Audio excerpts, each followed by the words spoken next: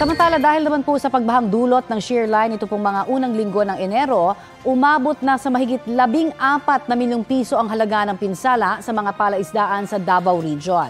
Sa panayam ng Super Radio Davao sa BFAR Region 11, kabilang po sa mga matinding tinamaan ang Davao Oriental, Davao de Oro at Davao City. Aabot daw sa 91.26 hectares ng palaisdaan ng tilapia, bangus at hito ang nasira. Namigay na po ng fingerlings ang BFAR sa mahigit 200 apektadong fish pond operators. Kapuso, para sa mga maiinit na balita, mag-subscribe sa GMA Integrated News sa YouTube. Sa mga kapuso naman abroad, subaybayan nyo kami sa GMA Pinoy TV at sa www.gmanews.tv.